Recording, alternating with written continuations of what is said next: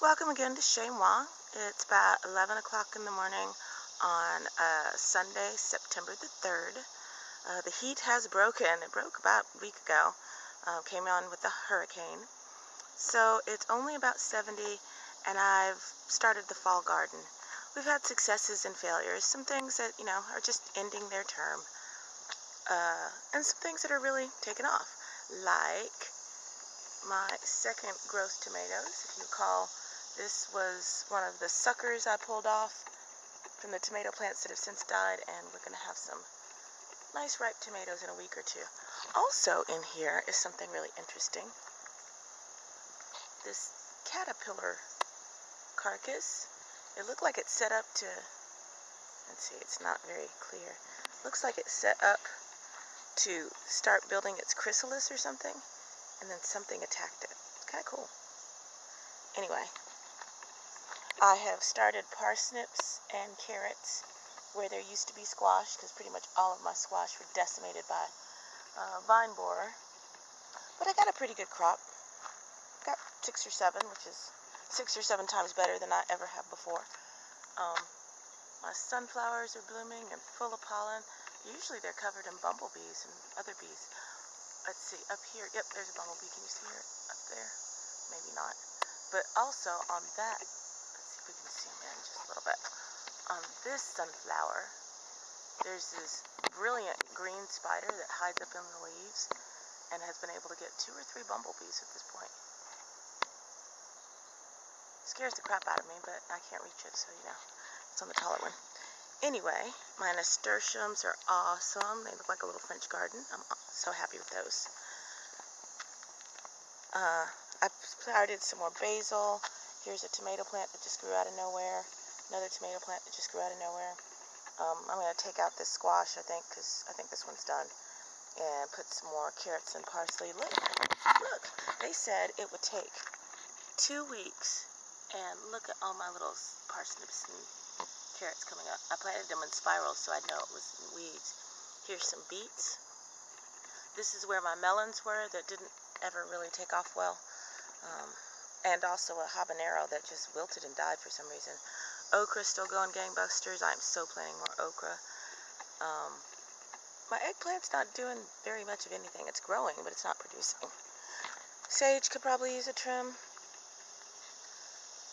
These cuttings are just about 2 weeks behind the others, so I expect fruit out of them soon. But these are not suffering nearly as badly from black spot either, so.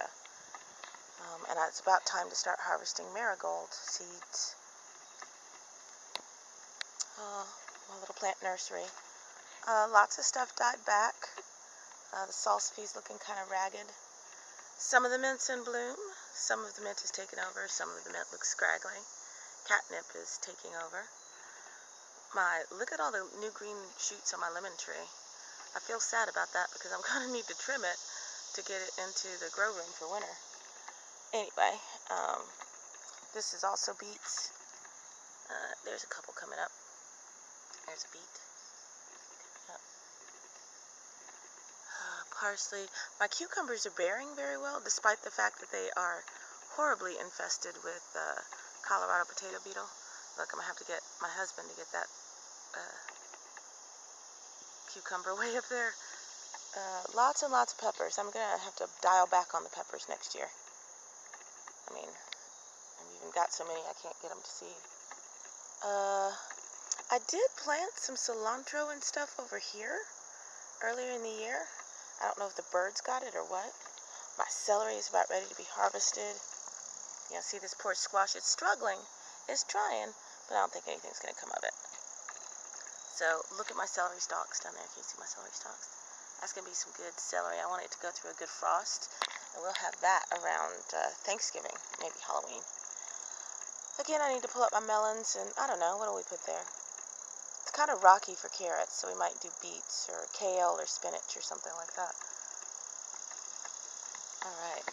So that is the front garden. The rosemary's hanging in there. The ferns are going gangbusters. These nasturtiums are taking over. This was a columbine, so some of those bare spots are where second-year columbines melted, but they left their babies. So we'll get something in their place next year. This is the tragedy. All of my impatiens just about have succumbed to this rot. I don't know if it's blight rot, if the roots are just bound. I'm not sure what. Some of them are doing a little better than others. I've taken recent cuttings and we'll go see them. But basically, I'm going to say whatever survives this, because some of them seem to be putting out new shoots. I could trim it back and maybe let them live. So that's what I think I'll do, is I'll try to trim them and encourage some new growth. And whatever makes it gets to be a foundation plant next year, and whatever doesn't will just grow in pots maybe. I mean, it doesn't matter if they're in the ground or in a basket or even hanging up. Some of them are just doing better than others. This pot, for some reason, is doing great.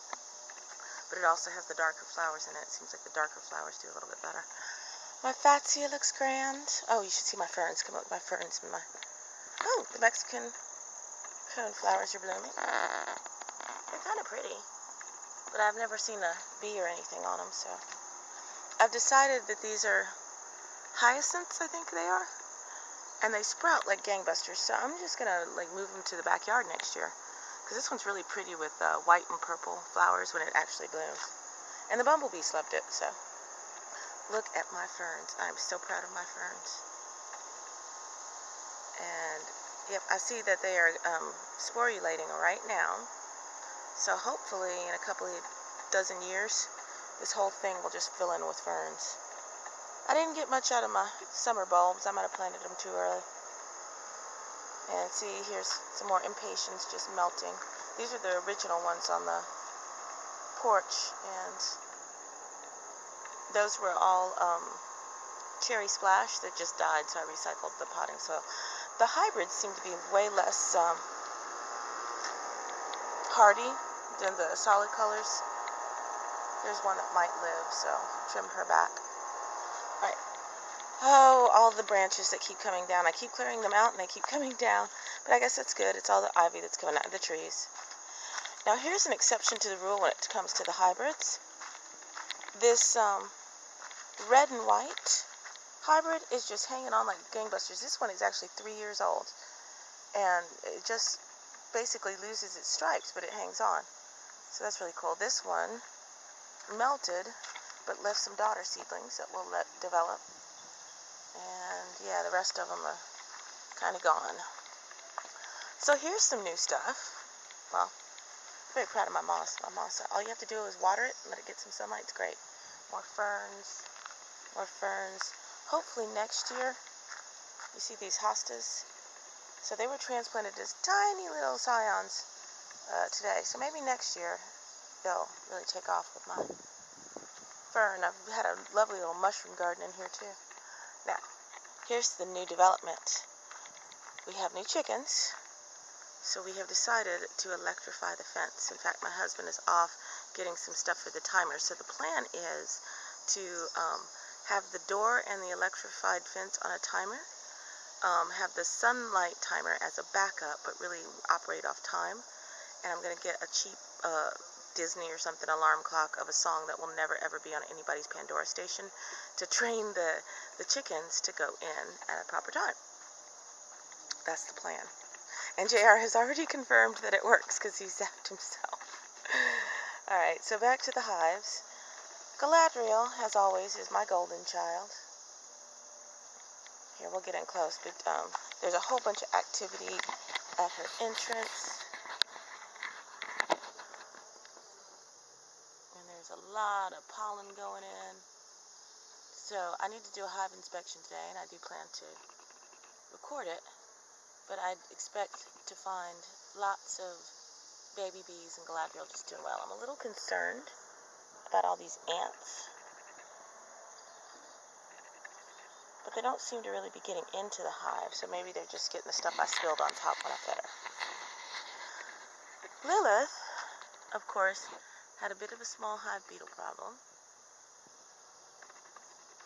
and we had to take a lot of her brood, but I haven't seen her removing any more larvae, and the last time I was in there I did see some brood, so I'm hopeful that when we go in here today we will see evidence of a happy hive. I swear, okay, there you go. was about to say, I swear there's some bees that were coming in and out. I think she just has a smaller population, and so, there you go. There's more stuff. Okay. Well, they're getting a little irked with me. I'm getting kind of close. And that's mostly because Luthien has had some problems. She has a real small hive beetle issue. I removed 3 of the frames, took away her feed. I did find the queen, which was surprisingly mobile for having clipped wings and being so fat. She managed to fly, and I thought I'd lost her for a second, but thank God she flew back into her hive. Uh-oh, what are you pulling out? You're pulling out a dead bee. Okay. And I'm watching this one closely because, oh, there's some big pollen pockets going in. Because the last time, 2 days ago, I checked to feed, she was pulling out larvae. So I went in, and that's when I removed the other 2 frames to the freezer. I need to take them all out and store them securely, make sure they have plenty of pellets in there to keep the moths out. That's the other thing. On Lilith, I've seen this wax moth hanging around the bottom. Now, I know there's always 1 or 2, but I just want to make sure that one's not getting established. So we're definitely going to do a hive inspection today. But the last thing we need to take a look at, for just the general overview, is chickens. The reason we are electrifying the fence is because these things need to get out of my house.